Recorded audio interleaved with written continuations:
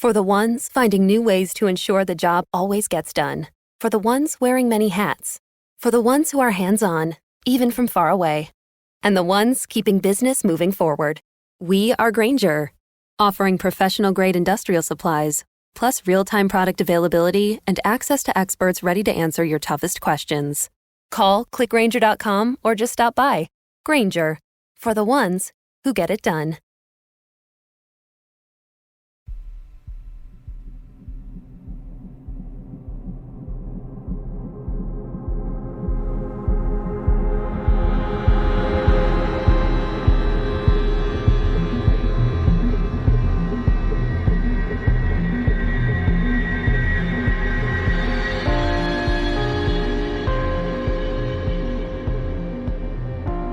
And welcome to day 19 of 31 Days of Terror. I have one spooky story for you today, and this story comes from Craig, and it's a long one, so grab yourself a nice hot drink and settle in. Boys' camp at my summer camp was a unique place. It seemed designed either from the very early days of the camp or as an afterthought, following a clearing of a vacant land. It was far removed from the cluster of buildings of the rest of the camp. The summer of 1995 was my second year as a counsellor at the camp, and my 10th year at the camp altogether. I was in charge of a group of kids roughly aged 11 to 13, just on the verge of puberty. Half of them knew each other from home, and were all on the same hockey team, so they had an air of toughness about them.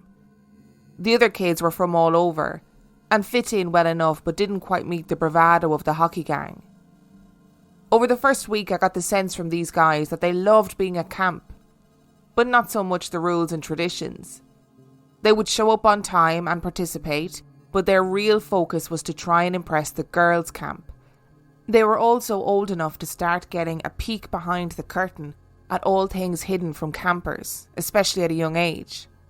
One of these was that every night, once the kids were asleep, or the older kids at least settled, the counsellors would all leave their cabins of 8 or 9 kids and meet at the lodge to discuss programming, review some of their struggles with staff, or just socialise and snack on the leftover desserts from dinner.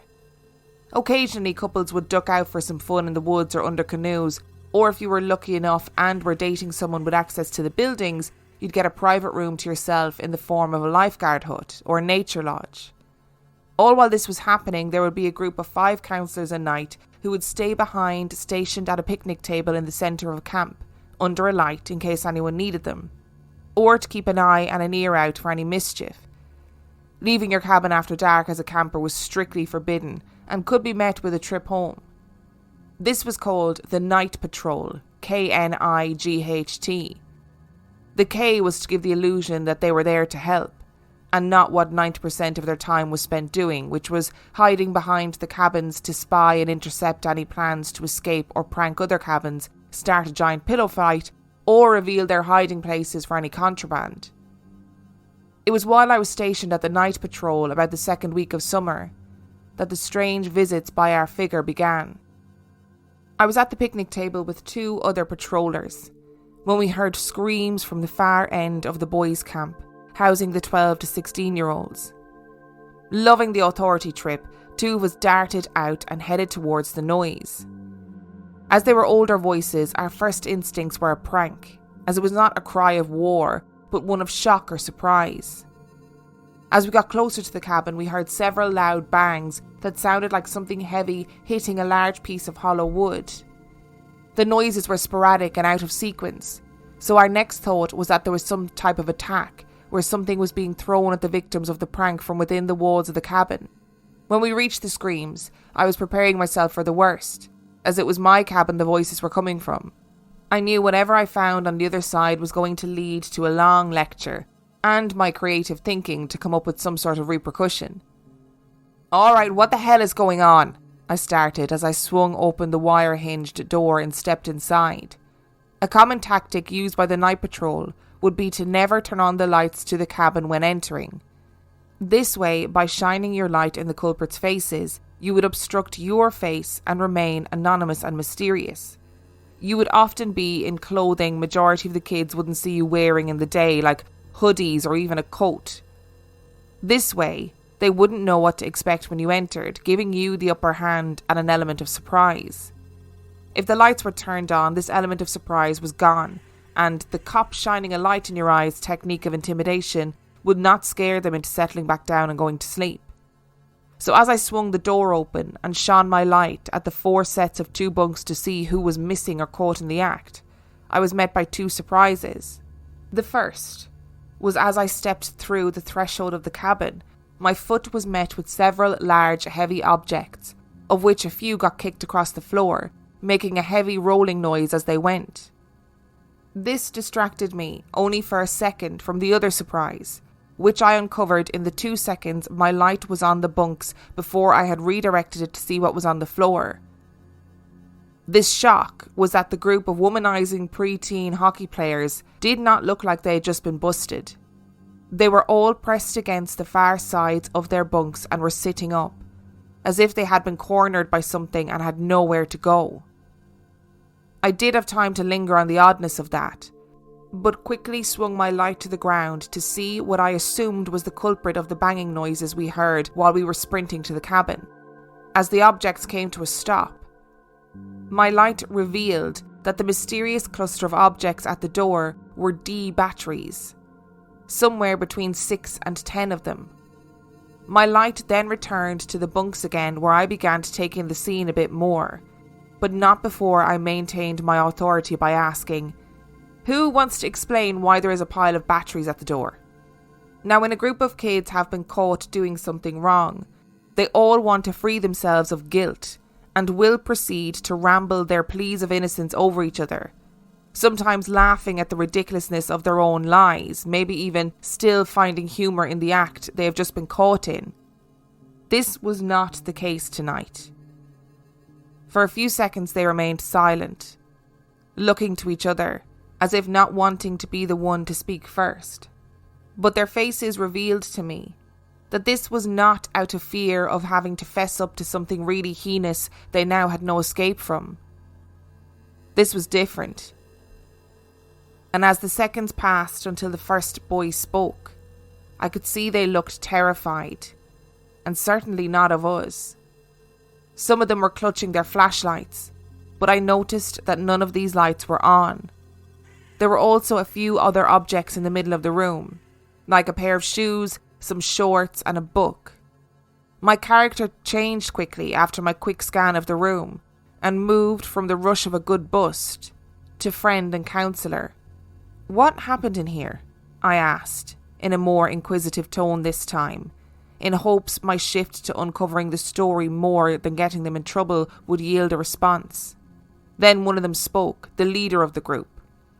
"There was someone at the door looking through the screen," he said.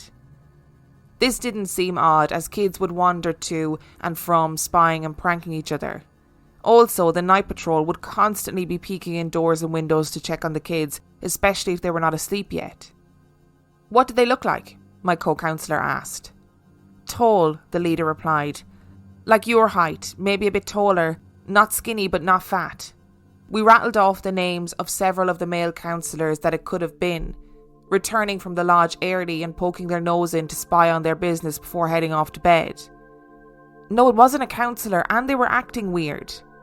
They just stood at the door totally still but looking at us. We said, "Who is it?" but he just kept staring and not moving. We joked around with him for a second, thinking he was just trying to be cool, but he didn't move and he just stayed there. I sensed there was something more about to come. So I picked up my flashlight to shine it on them to see who it was. He was cut off by one of the other boys, who finally managed to speak up. But no one was there. We were a bit confused, but still had a collection of logical answers. "So maybe you thought you saw someone, but it was just the shadow from a tree or something." "No, it was a person, but we could only see him in the dark." I was confused by the story. My instincts, if I had been the one to shine my light on it and watch it disappear, would have been that my eyes were playing tricks on me. I would easily have accepted that, maybe being a bit unsettled at how real it looked, but moved on nonetheless. "He didn't leave," the first boy added back. "I got freaked out when no one was there and pulled my light down and looked away. Then I heard Josh say, 'Go away,' and I looked back at the door. The same guy was still standing there, completely still, staring at us. So I shined my light on him again and nothing was there, so I really freaked out.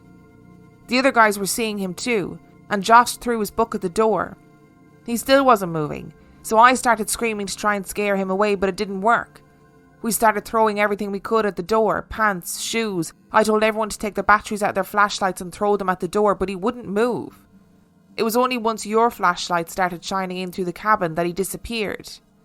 Now worrying there was a prowler on the property, I looked behind me with one foot out the door and asked them which way he ran to.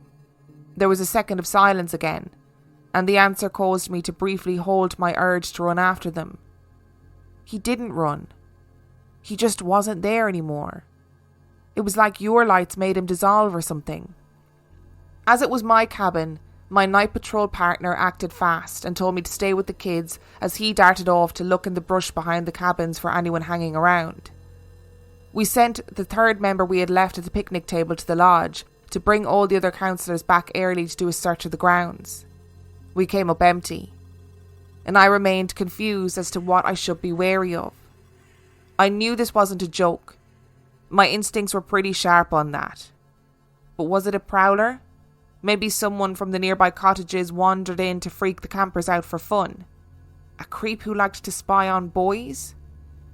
Or from their odd description of his appearing and disappearing, something else? I hadn't made my mind up yet as to what really went on that night, but as the hot summer nights continued, I would find myself deep in the heart of an all-out war against this presence that climbed all the way up to the director of the camp. I would soon come to learn of untold stories that had been kept from me as a camper and counsellor that could only be revealed to me once I found myself an unwilling participant in this war. Darker secrets that had been held close to their chest for years and remain there to this day, as to what this was and why it was there. All of this would come to light in the approaching weeks, much to my reluctance to be a part of it all. But for now, I remained innocent, just scratching my head, still trying to piece together a logical explanation for it all, unaware that soon logic and innocence would be swallowed up by malevolence and terror. They sat there looking at us, the three head directors of the camp. We had just told them all of the strange events that had been happening in the boys' camp over the last few weeks, and it was a strange sight. These people suddenly seemed very human to me. The look in their eyes was unsettlingly different from what would appear when you passed them on the ring road. These people who were the light of the camp. They giddily sang us songs after every lunch that had us laughing and cheering along with them. They were the warm, comforting hug to the younger kids if they missed home, and they were the delicate friends that waved goodbye with a glisten of saline in their eyes as the bus pulled out onto the main road at the end of summer. I did not see those people in front of me anymore. They were now just regular people that you would pass on the sidewalk or in a grocery store. They no longer seemed special or superhuman to me. And this was for one reason. They looked scared. The stranger thing to me was that after the numerous fantastic tales of our Night Stalker and what he had done and where he had been, they did not look surprised. They did not question its validity. I could already see the thoughts racing through their heads. But it was what happened next that frightened me more than anything that had happened to date. The two men and one woman that sat in front of us simply looked at each other for a second or two, with no change in expression, and then turned back to look at us. So, here's what we need to do, the man responded. There were no questions. There was worry, but no shock. And how did they have a plan so quickly? And then it came to me. They already knew what was going on, or knew something about what was out there. The three paternal friends that sat before me had changed in an instant. My whole life with these people was a lie. If they'd been hiding this from us, what else were they hiding? What were they hiding? And why? We all had these questions that have yet to be answered even to this day. In the coming years, we would reunite and sit around tables with pitchers of beer in front of us, speculating what we had uncovered that summer. All those questions danced around my head in that moment, but I had no time to answer them. We'd been called into action. Something bigger than the night patrol could offer, and were about to enter into an oath of secrecy that not only did we have to keep from the campers to keep a wave of fear from enveloping the younger kids, but also from our fellow counsellors, our friends and our families. As a young teenager, this seemed more like being part of a super elite club than anything suspect. But looking back on it now, I never would have agreed to such terms had I known what we were getting into, or how much danger we would be putting everybody else in. If you've never spent a night away from the noise of the city, the sounds of an uninterrupted night are a very strange experience. It is a quiet like you've never heard before, yes, but it's also incredibly loud. Every leaf that blows across the forest floor, every mouse that runs across your roof, and every wild loon from across the lake echoes through your ears as you lie awake in the summer heat. The events of the figure at my cabin door a few nights ago had led me to be more tuned to the noises of the forest at night. I would catch myself staring out into the darkness, looking for a figure emerging from the shadows, but would never catch more than a bending tree. Being a few years older than the victims of this mysterious stalker the other night, I'd been the voice of bravery and logic. I'd managed to convince the boys that it was likely just an older camper having a bit of fun with them, even though none of us seemed to believe that this was the case. It felt very different lying in my bunk at night. I had taken to listening to music with my headphones on, as every little noise in the wood would jolt me out of my sleep, and I was finding as a lifeguard during the camper's free time, fatigue was not a great quality to have. It was clear that the intrusion was weighing on me, as my dreams had become more vivid and realistic. Instead of having dreams where a long, incoherent story would unravel over the course of my various stages of sleep, they had slowed down and become much more grounded in reality. The most common of these dreams I would easily confuse with reality. It consisted of me lying in my bunk as I would be as I slept. The bed had a large, nearly floor-to-ceiling window right beside it, in order to keep an eye on all of the things going on outside, and to put the rows of bunks safely behind you at the back of the cabin. I would be lying in my bed, just looking around the room, aware of everything around me, such as the bunks, the shelves, and even a tube of toothpaste on the sink. As my eyes wandered around the room, I felt an urge to look out the window, but also a deep fear in my soul of what I would see if I did. As I slowly turned my head towards the blackness of the window frozen in my bed, it was slowly revealed that there was nothing there. But my body still told me something different. My heart began to race more and more, my joints stiffened, and I felt as if there was something out there. I would push my face closer to the window and start to see the outline of a shape. There was something there. My eyes slowly adjusted to the dark, and just as I could make out it was the outline of a featureless face, at top speed it raced right to the window, making a deep, guttural gasp, leaving me only a split second to take it in that it was the face of a man, before I would wake up in my bed, with the sound of his gasp still echoing in my head. Looking out the window for only a second to convince myself it was a dream, I was reassured by the moon illuminating the campus, making it quite easy to see everything around our cabin, much different than the empty blackness of my detail-specific dream.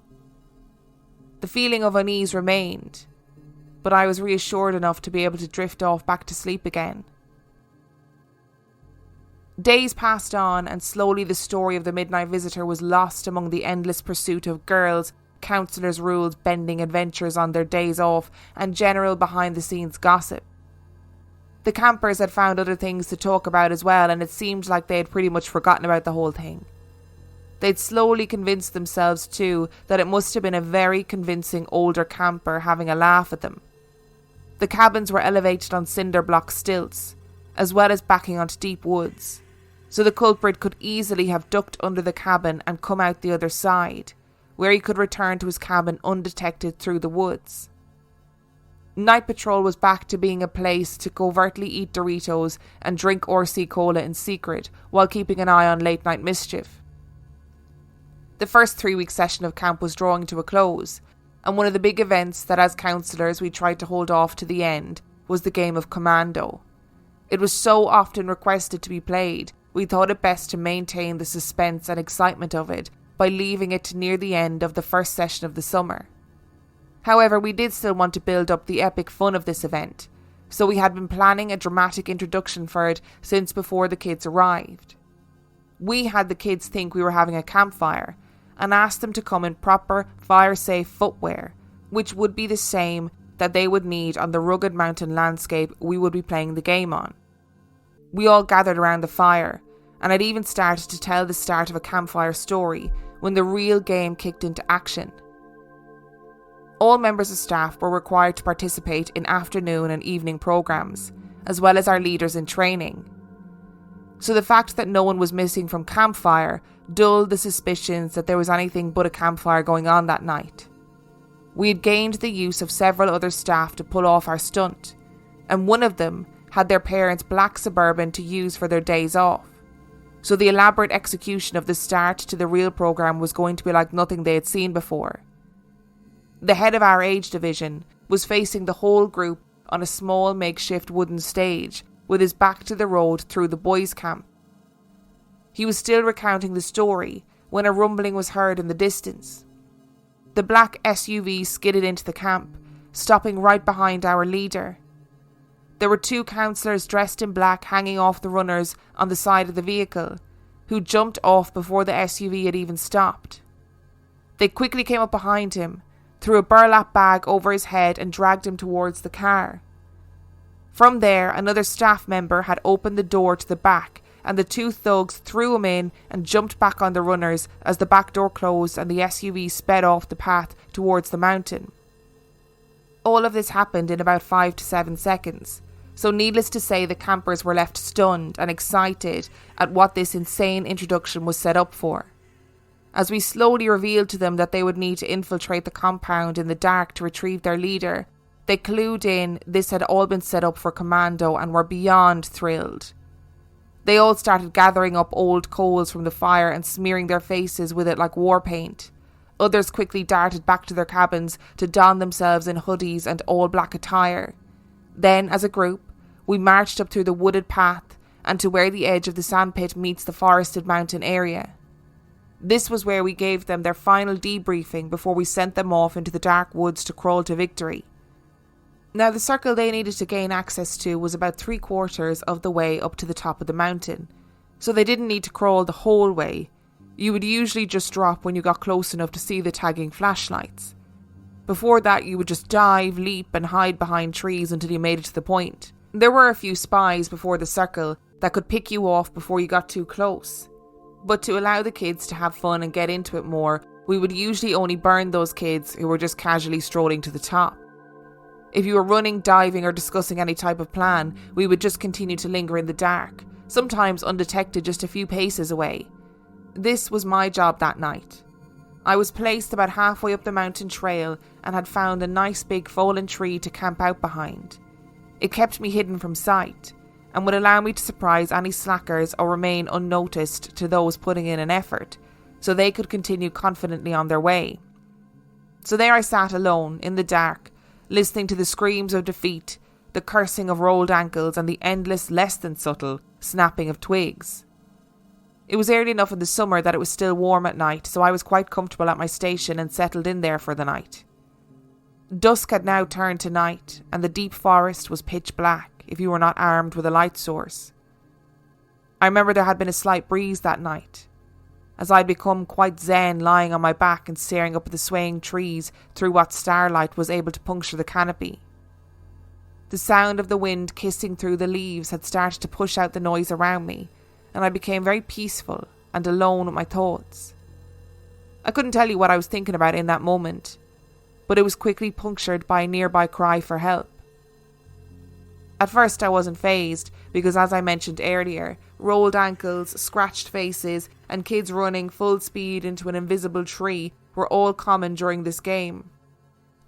But as the cries started to move closer to me, I could hear a bit of fear and panic in the kids' voices. "Help! Somebody help, this isn't a joke!" There was a path at the base of the mountain a few 100 meters down the slope from me, so I got up, turned on my flashlight, and at about half a run began to leap over rocks and stumps to hopefully meet up with the party on the path. By the time I got down to the path, I was pretty much landed right on top of the groups as they were making their way down the path towards the clearing at the edge of the sandpit where we had started the game. It seemed that there were 3 of them, an injured party in the middle and a friend on either side shouldering his wounded weight. The boy on his left shoulder I knew well and had grown up with at home, so I was relieved he seemed okay and was merely helping his cabin mate. "What happened?" I asked. "Are you okay?" "He hurt his leg. He cut it on a dead branch or something," the right shoulder responded. I bent down with my light to take a look at it. It did look a little more than your standard scratch from a rogue branch. It had torn through his jogging pants, and the calf that I could see that had some blood had started to make its way through the fabric of his pants. There was a large boulder at the edge of the path, so I directed him to it. Right and left shoulder slowly lowered him down onto a sitting position on the rock. The injury must have been worse than it looked, because right and left shoulder looked quite shaken. We had lost a camper in another age group that summer to a compound fracture from slipping on a rock in the same area, so I started to worry about the effect 2 massive injuries would have on our elaborate programming that all the kids seemed to love so much. I peeled back the torn pant leg to see what lay underneath. I was met with a sizable gouge taking from the boy's calf, and a fair amount of blood that seemed to be trickling down his leg. As all the counsellors were scattered across the mountain in the darkness, leaving my post without telling anyone would be a bad idea. If another injury occurred and I was not there, that would be my head. "Do you guys think you can get him down to the health centre to have them see if he needs stitches?" Now, left shoulder was a bit scrawny, but right shoulder was a pretty large kid for his age. He had hit the puberty train a bit earlier than all of his friends. He was a confident kid because of this, and was somewhat of a leader for his group of friends. Not a lot seemed to faze this guy. But at my suggestion to usher his injured friend down to the health centre, he exhibited that same look to left shoulder as I would see the next day when we would approach the camp directors. Do we tell him? Look, I asked them what else I needed to know. I expected maybe they had been up to something when the injury happened, and left shoulder was going to rely on our age-long friendship to get them out of it, thus needing me to escort them to the health centre myself. Left shoulder spoke up. "It's okay, you can tell him." The injured party drew in a deep breath, swallowed a golf ball-sized lump in his throat, and lifted his head to look at me for the first time since he and his friends had been intercepted on the path. "There's somebody out there," he said. I asked him what he meant. I hadn't made the connection yet. It was an infinitely dark forest with 50 kids and 10 counsellors out there, so to me, there were lots of people lurking in the darkness. "Someone creepy. I don't think they're from the camp." More information seemed to be coming. My role was now shifting from first aid to detective. In a game where we had staged a kidnapping, it wasn't hard to imagine one of the teenage counsellors getting a little too much into character to amp up the excitement of the game. He didn't look like anyone. It was after I got hurt. I caught my leg on the branch of a fallen log and it hurt to run, so I called out for help. I was looking around to see if anyone had heard me, and there he was. He was standing about as far away from me as you are. We were barely arm's length apart. I thought he was a counsellor because he was taller, so I've said, "I've hurt my leg, can you help me get down the path?" But he just stood there, totally still, staring down at me. This was starting to sound eerily familiar now. I wasn't ready to jump to conclusions just yet, though. "Did he say anything?" I asked. "No, he just stood there. I even reached out my hand to him for help. But when I did that and he just stood there, that's when I freaked out. I screamed and got up and started to run down the path as fast as I could." My eyes left his as I shone my flashlight now into the dark woods behind us. Like a hummingbird, the light darted from tree to tree, up the hill, down the path, nothing. Did he follow you? I didn't look, I just kept running. Then I ran into these guys just before I got to the path, and they helped me get down the rest of the way. We were trying to get to the clearing when we ran into you. Did he touch you at all? No. What did he look like? But I never got his answer to that question. Another scream had pierced the night. This one was not one of pain, but of absolute fear. I continued at a more rapid pace, almost hyperventilating. My heart began racing. This was still unfolding above us as we stood there at the base of the mountain. I had to do something fast, as I may be the only one who had that fraction of the story that I just heard seconds ago. I turned to left and right shoulder. Get him out to the clearing, but wait there out in the open together. I'll go see what it is. I didn't even wait for their reply. I disappeared back into the darkness behind them and began blindly slashing my way through the branches, headed towards the scream. Where are you? I called. A distant, panicked voice called back. I tore through the night, barely able to make out the landscape as my flashlight leaped around incoherently from my erratic sprinting through the trees. I had one hand that extended in front of me, holding out the only source of light in the wood. My other hand was just above my brow, keeping whatever branches were whipping by me as I ran out of my eyes. I could feel my face and my arms getting picked apart bit by bit from all of the branches. The cuts were starting to burn a bit, and I was getting out of breath from running uphill at top speed. The voice was much closer now. My flashlight picked out a small hooded figure coming at me from behind the trees. This kid wasn't hurt. He was scared. When we only got to be a few feet apart, he spoke. There's someone up there. Up the mountain. I was crawling on the ground trying to stay quiet and I saw him standing by a tree in front of me. It wasn't a counsellor, I'm sure. I wanted to be sure before I sounded the alarm. One incident could be a misunderstanding, but if there were two cases of this guy getting this close to kids, we had to do something. He was too tall, and I just got scared when I looked at him. He made me feel different, so I started to slowly get up. He didn't move. I stood all the way up and was facing him, but he didn't do anything. He didn't shine his light on me, so I said hello. He didn't say anything, he just stood there staring at me. I'm pretty sure he never moved, so I screamed and ran down the mountain. I couldn't see his face, just that he was tall, with big shoulders, and he was very still. I think he was wearing all black. I told him it was probably just one of the counsellors getting a little too into character. That was a lie. We liked to have our fun, but if a kid like that freaked out over something you did to scare them, you would be in big trouble. I just wanted to keep him calm long enough to get to the path and into the clearing to safety. I kept him talking all the way down until we made it to the path. Once we were there, we turned to a brisk jog until we made it to the clearing. As we emerged out of the darkness into the open air of the sandpit, I saw the 3 boys I had left 10 minutes ago waiting for me. Left shoulder looked to me as a friend for answers. What the hell is going on out there? Did he see him too? The smaller hooded boy answered. Did you see the man up on the mountain? It was clear we could be on the verge of mass hysteria here, so I had to step in before things got out of hand. We don't know what he saw. It's probably just a counsellor being a jerk. There was only one counsellor I could see doing this. I don't know why he took the job in the first place. He seemed to not be overly attached to any of his kids. He was always moody, and he put in no extra effort to do anything around the camp. I'm pretty sure he was only there so he could hang out with his friends all summer and make a bit of cash doing it. In fact, we had been caught pranking him ourselves one night, so he was already boiling over. At the moment, that was seeming like the more hopeful explanation, that something sinister was not in fact going on.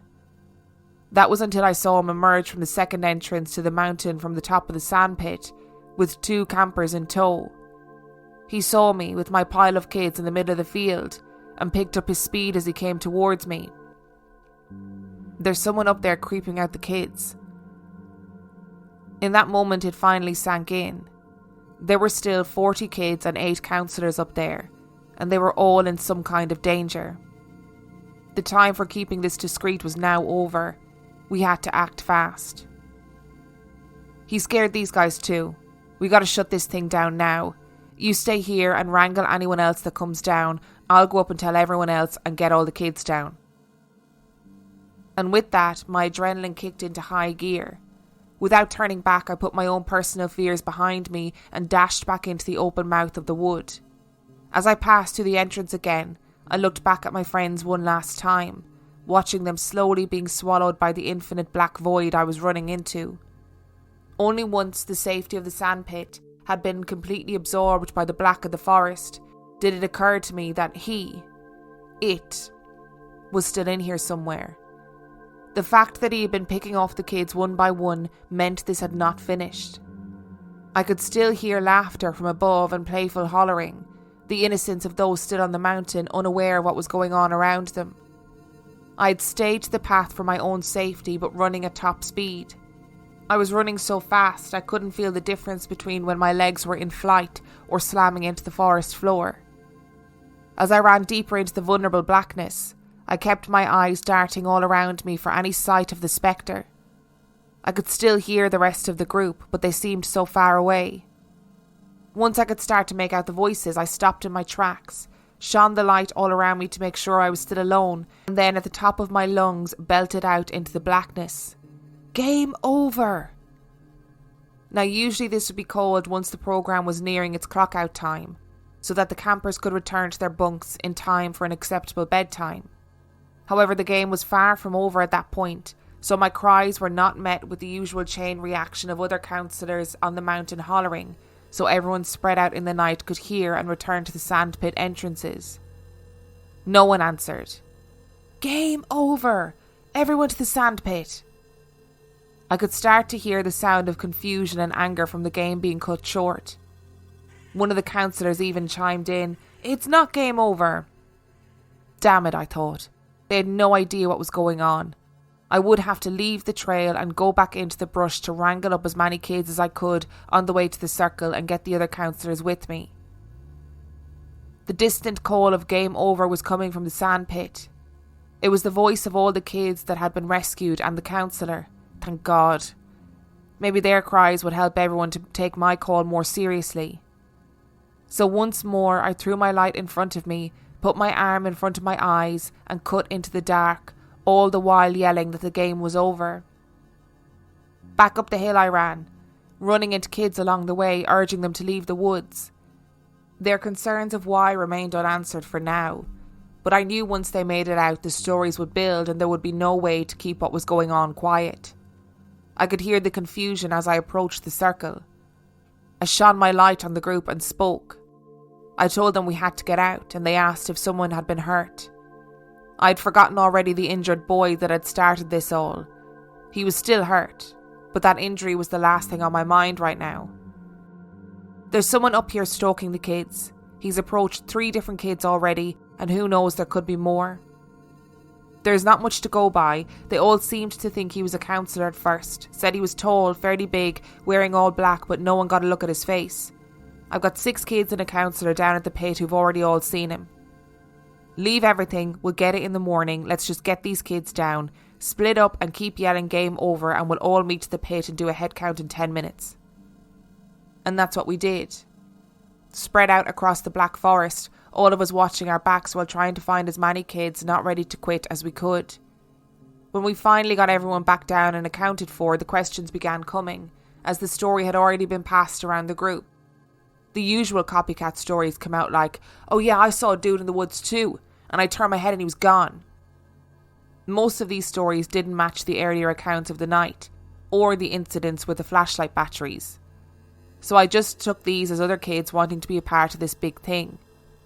We calmly told the group what was going on, but tried to lower their fears by suggesting it was a drunk nearby cottager trying to spook us. Deep down, that wasn't what I believed was going on, but my story was no less frightening that a stranger could be wandering the property at night, sidling up a few feet from the kids in their cabins or in the dark forest.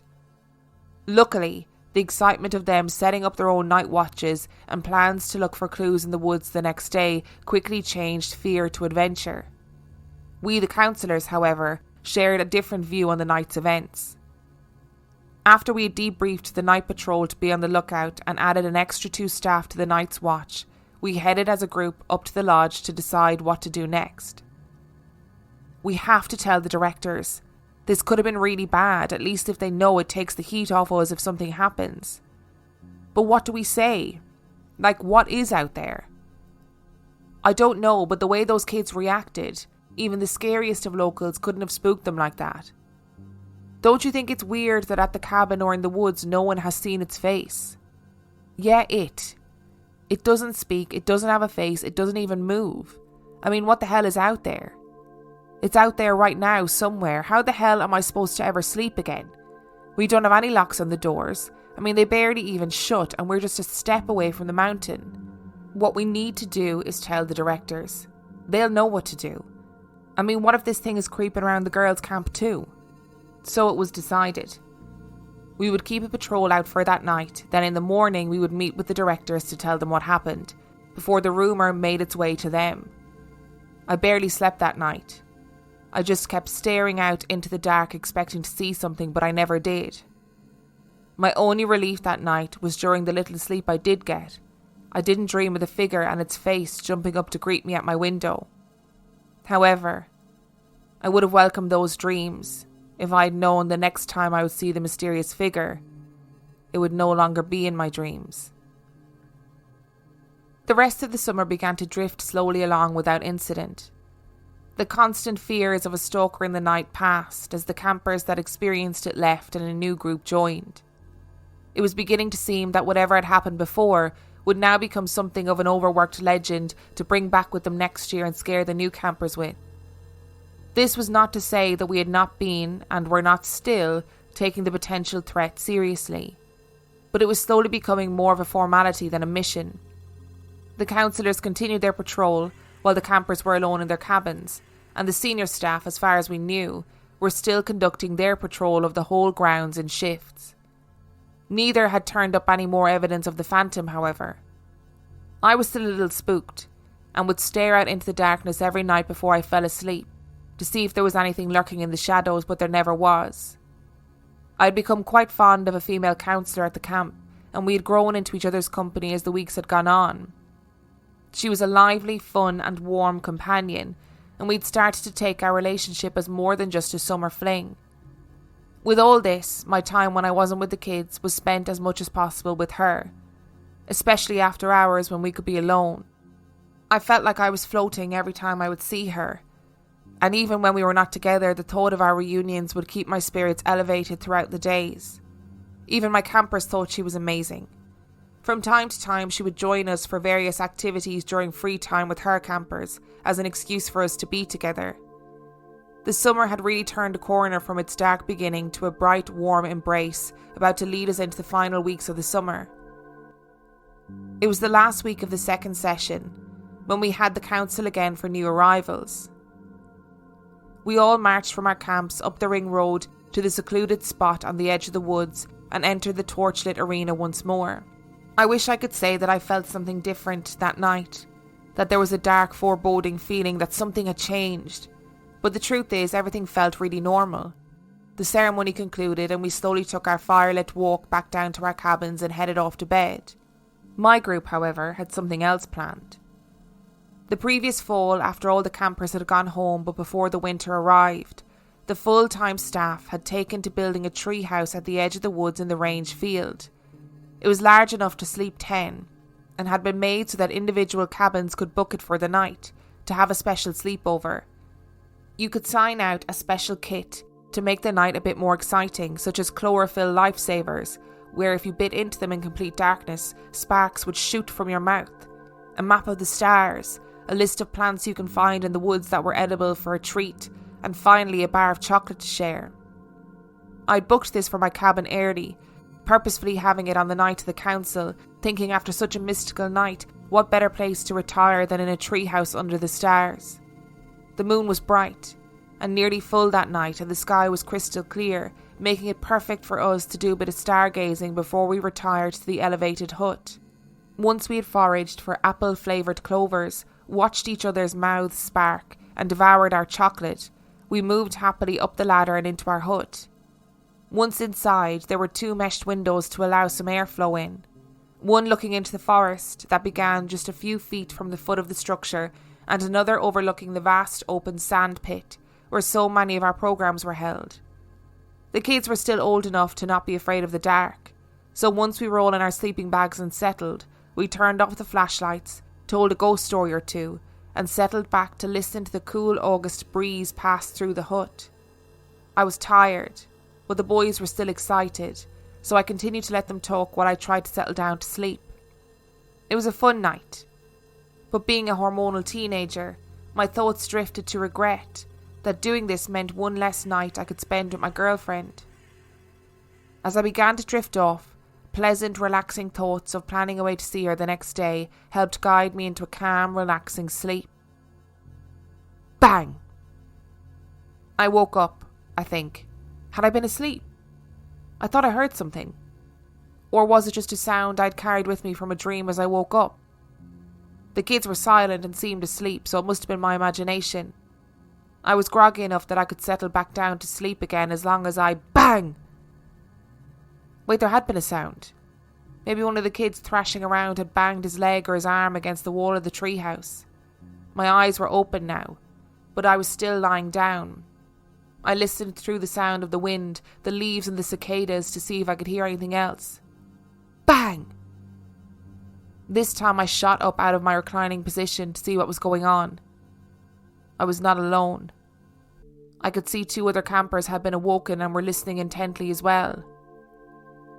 It sounds like something hitting the side of the treehouse, one of them whispered. I suggested that maybe it was a squirrel dropping acorns, knowing full well it would have to toss it like a baseball from the edge of the forest for it to be hitting our fort. Bang! This time it made a few of us jump and roused a few more campers. That's when it hit me. A cold wave of fear washed from my feet up to my head as if I had just jumped in ice-cold water. My fingers began to tingle and my body felt as if it had lost nearly all of its mass. Their words were just echoes now, and I was sure I almost blacked out until I noticed one of them moving towards the window. "Wait," I called out, still in a whisper. "Don't. If it's somebody trying to scare us, they'll want a reaction. If we don't let them know we can hear them, they'll just go away." I held up my index finger as if to say, "Hold on a minute," and asked them to leave their flashlights off so we could still be under the cloak of darkness. I slowly made my way to the window and looked into the forest. If someone was trying to scare us, that would be the easiest place to go undetected and to make a getaway should we decide to challenge them. They could disappear into the darkness in a flash. I peered around as best I could, but couldn't make anything out. But as I was looking out into the darkness, bang! I quickly but quietly moved from the forest window to the range field window, all while holding up my hand to direct the campers to stay put. I stayed low and out of sight until I got to the second window and slowly raised my head up until I could see outside. What I saw could not have been more of a surprise. My thoughts had gone back to the mysterious phantom. We were alone, a good 10-minute walk from the nearest cabin, surrounded by dark forest, but completely vulnerable out in the open. If it was the dark figure, I'd fully expected to have seen something when I looked to the edge of the forest, something blending into the darkness, trying not to be seen, but being seen enough to scare us. But what I saw out in the window was not trying to hide. It was not trying to discreetly spook us from the shadows. The moon illuminated a tall, dark figure out in the open, standing only a few feet from the base of our ladder, motionless. My head quickly shot back down out of sight while I tried to collect my thoughts. I hissed at the campers to be quiet. Bang! I was panicking. I fanned the air with my hand aggressively to tell them to keep quiet and stay down. For all he knew, we were still sleeping. I peered out again to see the figure in the exact same spot, in the exact same pose, motionless. I tried to get a closer look to see if it looked like a counsellor trying to spook us, a cottager having some fun, or a ghost even in a dark cloak. But that was the funny thing. Its shape had man-like qualities, broad shoulders, tall, and it had the characteristics of a man, but it was like everything else was smudged. Even in the bright moonlight, I couldn't tell what he was wearing, what kind of hair he had, his skin colour, nothing. Everything was just the same shade of black, without any characteristics. Gathering all the courage I had, I waited, staring out at the figure for the next bang. I wanted to see what he was throwing, how he threw it, if he was alone. So I waited and waited for what seemed like an eternity. Nothing. It was the longest the treehouse had gone without an attack. I slid down and turned my head to look at the camper, but the second I did, bang! Now I was really scared. It was dawning on me that we were trapped. We had only one way in or out of the treehouse, and the figure was just steps away from it. If we were to flee in terror, we would almost certainly have come face to face with it. If we were to stay, we risked the possibility that he could attempt to climb up the ladder to us. He wanted to make himself known to us, so what would stop him from taking it that one step further? I directed two of the boys to sit on the trapdoor while I tried to come up with a plan. With my direction, our situation began to dawn on them now as well, and fear began to take over the room. I briefly told them about what had been seen weeks ago to prepare them, and started to hatch an escape plan. We would keep the strongest flashlight lit, but everyone else unloaded the batteries from theirs as projectiles. We would need to stay close and all go down together, but I would have to go down first. I had nothing other than the batteries to protect myself, as we were forbidden to bring knives in the camp, in case a camper got hold of it and wounded themselves. We would leave the sleeping bags, pillows and everything else there and collect it all in the morning. Everyone anxiously agreed, while I lifted my head to get one last look at where the figure was. But as I cleared the frame of the window and gazed onto where he had been before, he was nowhere to be seen.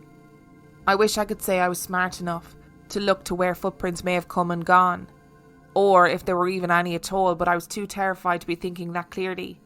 I took a moment to scan the area as far as my eyes could make, then I quickly darted to another window to see if he was lingering in the woods. Nothing. Alright, I don't see him anywhere, now's our chance. Lift the door slowly and I'm going to see if he is there, so get your batteries ready. If he's not, I'm going to jump down, scan the bushes quickly with my light, but as I'm doing that, you guys start coming down as fast as you can, you got it? The two boys slowly got up off the door. We waited a second with our arms raised to see if it would burst open. Silence.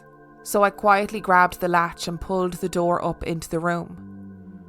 Peering down into the abyss, I could see nothing at the foot of the ladder or nearby. I think I hit one rung and just dropped the rest of the 10 feet into the sand. I swung my light quickly into the bushes, the easiest place to attack from the dark. I called out to the rest as they started jumping and climbing down one by one. I continued to stay planted, all the while scanning 360 degrees around me for any sight of the figure. When the last boy was down, we still seemed safe. I took a moment to gather everyone. And we ran, darting our heads around for anyone coming from the trees. As we crossed the open sandpit, we stayed huddled together. As we came to the forested path that led us back to the boys' camp, we all started making noise, as if we were trying to ward off a bear attack. Screaming, some threw the batteries into the bushes anyway, and looking behind every so often to see if anything had joined us. Finally, we saw a light at the end of the path that meant we were just about to rejoin boys' camp. We tore up the stairs into the centre of the cabin and just stood there for a moment. "Okay, what the hell was that?" one of them asked. "We don't know," I replied.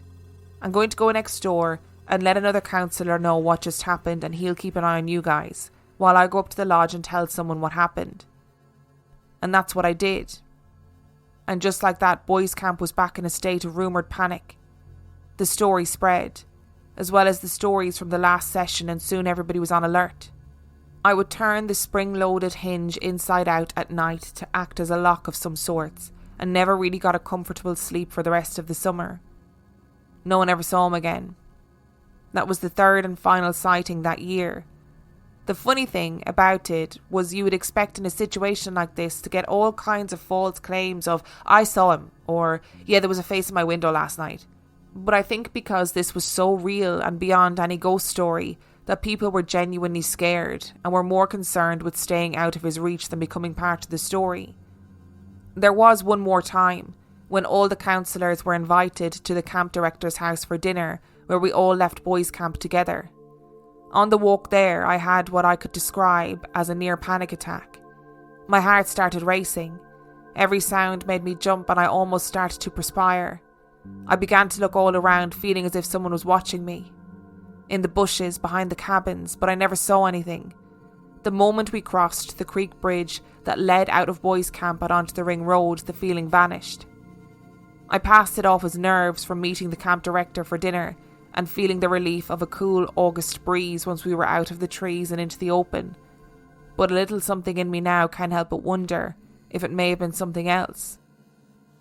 Escaping my thoughts at the time, I can't help but observe that all of these events had a direct effect on me.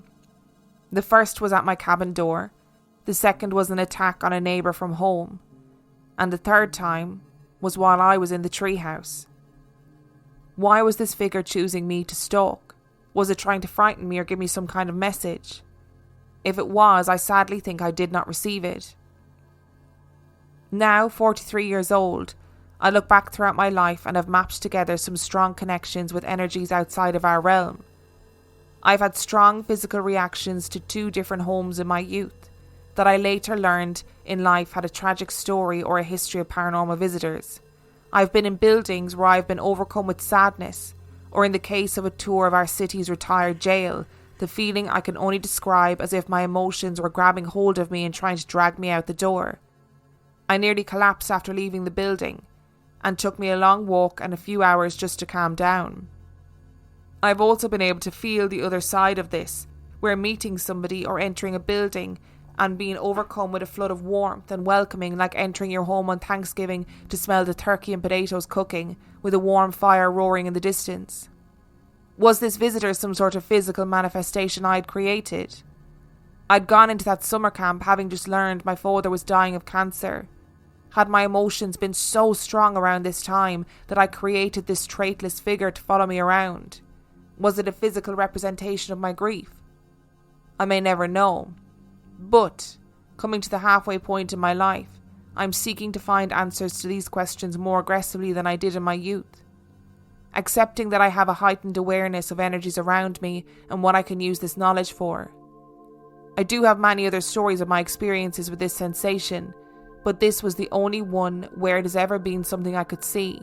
I just hope that whatever it was, and whatever it was trying to do to me, that it succeeded. Thank you so much to Craig for sending in your story. Thank you so much to you for listening to today's story. If you would like to send in your own story, you can do so by emailing it to reallifeghoststoriespodcast@gmail.com. You can also check out our website, reallifeghoststoriespodcast.com. And on that note, I shall see you tomorrow.